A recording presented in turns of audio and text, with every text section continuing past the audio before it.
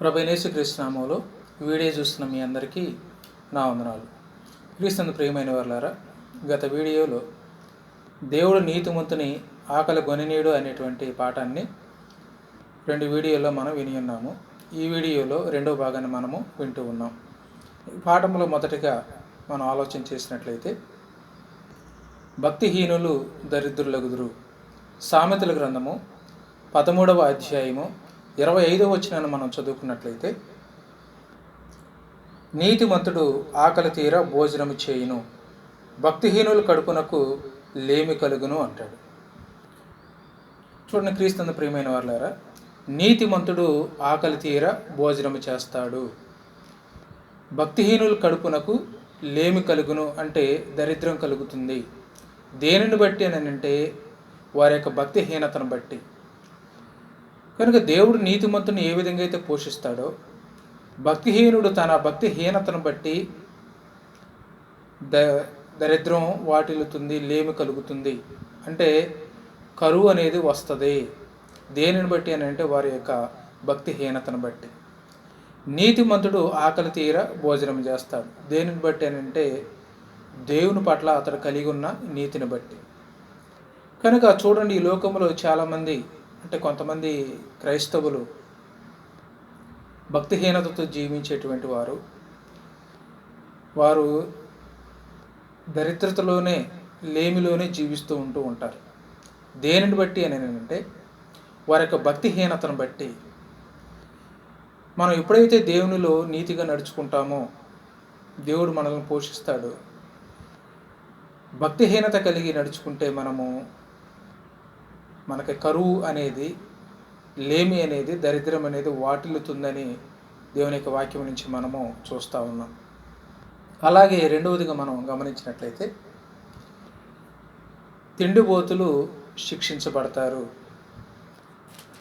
చూడండి, సంఖ్యాకాండము 11వ అధ్యాయము 33 నుంచి 34 వరకు మనం చదువుకున్నట్లయితే, ఆ మాంసం ఇంకా వారి పండ్ల సందున ఉండగానే అది నమలక మునిపే యెహోవా కోపము జనుల మీద రగులుకొనెను. యెహోవా తెగులు చేత వారిని బహుగా బాధించెను. మాంసాపేక్ష గల వారిని జనులు అక్కడ పాతిపెట్టినందున ఆ స్థలమునకు క్రిబోతు హత్తువా అను పేరు పెట్టబడెను అంటాడు. చూడండి, అదేవిధంగా కీర్తనల గ్రంథము 78వ కీర్తన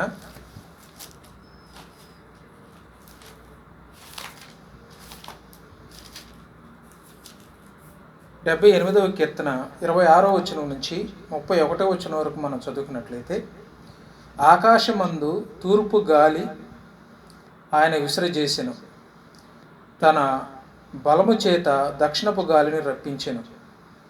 ధూళి అంతా విస్తారముగా మాంసమును, సముద్రపు ఇసుక రేణువులంతా విస్తారముగా రెక్కల గల పిట్టలను ఆయన వారి మీద కురిపించెను. వారి దండు మధ్యను, వారి నివాస స్థలముల చుట్టూను ఆయన వాటిని వ్రాలజేసెను. వారు కడుపార తిని తనిసిరి. వారు ఆశించిన దానిని ఆయన అనుగ్రహించెను. వారి ఆశ తీరక మునిపే ఆహారము ఇంకా వారి నోళ్ళలో నుండగానే దేవుని కోపము వారి మీద దిగెను. వారిలో బలిసిన వారిని ఆయన సంహరించెను. ఇశ్రాయేలీయులు యవ్వనులను కూల్చెను అంటాడు.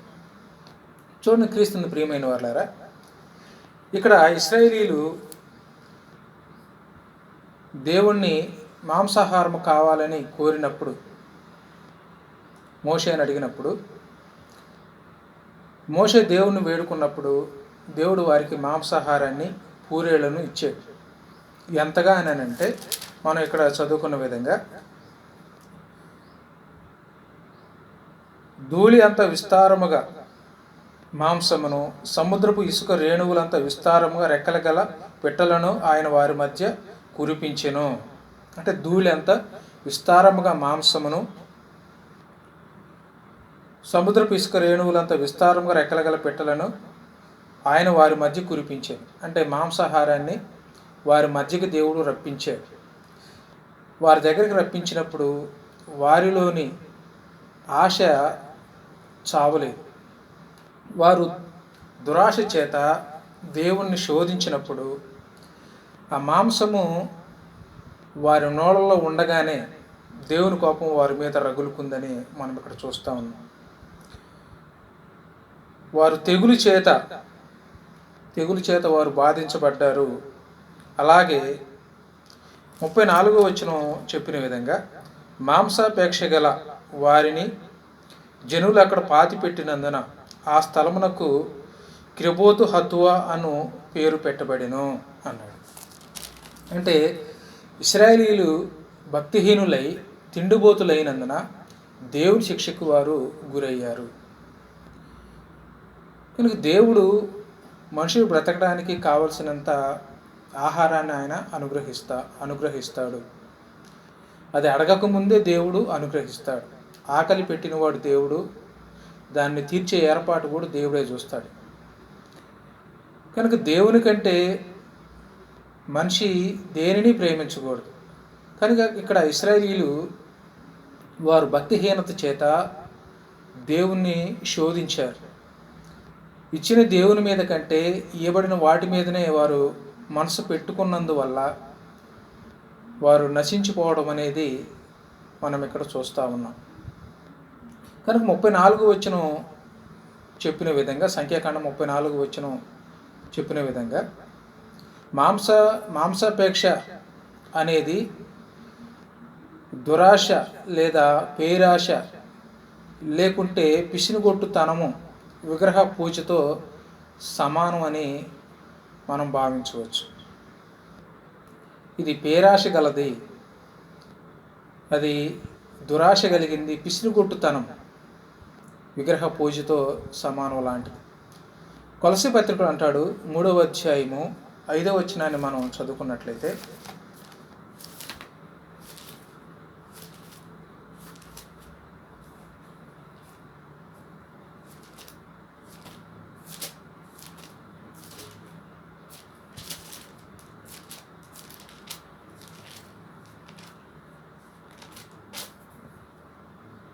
కొలస్సీలకు రాసిన పత్రిక 3వ అధ్యాయము 5వ వచనం. కావున భూమి మీద ఉన్న మీ అవయములను అనగా జారత్వమును, అపవిత్రతను, కామాతురతను, దురాశను, విగ్రహారాధన, ధనాపేక్షను చంపివేయండి అన్నాడు. కనుక భూమి మీద ఉన్న మన అవయవాలలో ఉన్నటువంటి దురాశలు, కనుక ఇక్కడ కొన్ని మన అవయవాల్లో ఉన్నటువంటి దురాశలను మనిషిని నాశనం చేసేటువంటివి ఇక్కడ ఒక లిస్ట్ అనేది ఇవ్వడం అనేది మనం చూస్తూ ఉన్నాం. కనుక వాటిలో ఏమిటనంటే జారత్వము, అపవిత్రత, కామాతురత, దురాశ,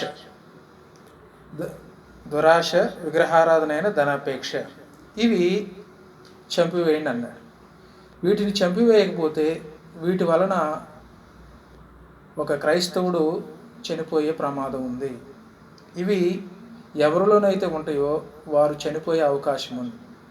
కనుక దేవుని గ్రంథం ఏమని తెలియజేస్తూ ఉందని అంటే, వీటిని విగ్రహారాధన, ధనాపేక్షను చంపివేయండి.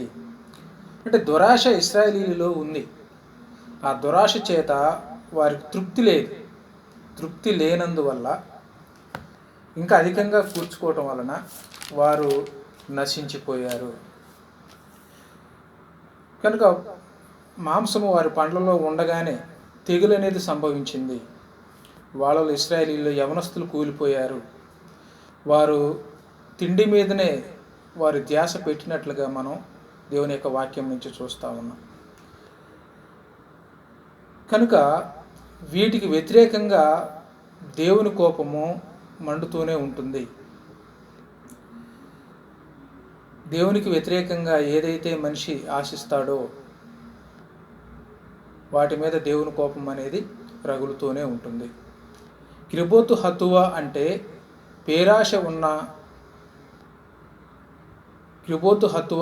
పేరాశ ఉన్నవారి గోరీలు లేక సమాధులని అర్థం.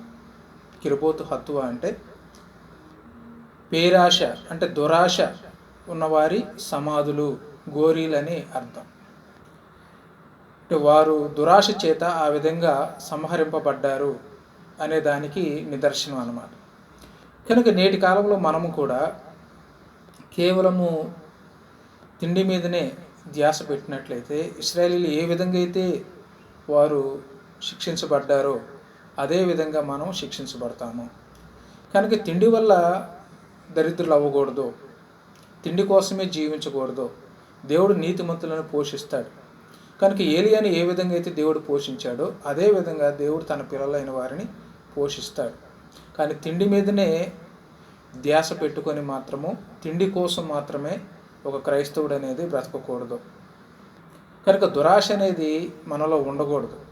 వారు దురాశ చేత, పేరాశ చేత ఇశ్రాయేలీలో యవనస్తులు, మాంసాపేక్ష కలిగిన వారందరూ కూడా సంహరింపబడ్డారు, నశించిపోయారు. అదే విధానము మనలో ఉంటే మనల్ని చంపివేసే ఏ దురాశ అయినా మనలో ఉంటే అది మనల్ని చంపేస్తుంది. దేవుని యొక్క రాజ్యానికి మనము దూరం అవుతాం. ఇక మూడవదిగా మనం గమనించినట్లయితే భక్తిహీనులు చింతపడి క్షీణించిపోదురు అంటాడు. చూడండి, కీర్తనలు గ్రంథము 112వ కీర్తన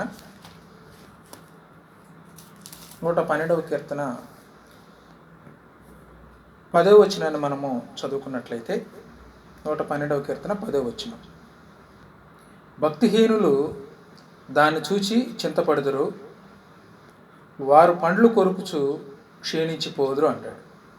భక్తిహీనులు దాన్ని చూచి ఏమవుతారంట అని అంటే చింతపడతారు. వారు పండ్లు కొరుకుచు నశించిపోతారు. ఎవరు అని అంటే భక్తిహీనులు చింతపడతారు. మాకు అది లేదే ఇది లేదే అని చింతపడతారు. మాకేంటి దరిద్రం అని చింతపడతారు. లేని దానికోసము ఆశపడతారు. ఉన్నదానితో సరిపెట్టుకొని జీవించరు. అసంతృప్తికరమైనటువంటి జీవితము జీవించేవారు ఎవరు అని అంటే భక్తిహీనులు.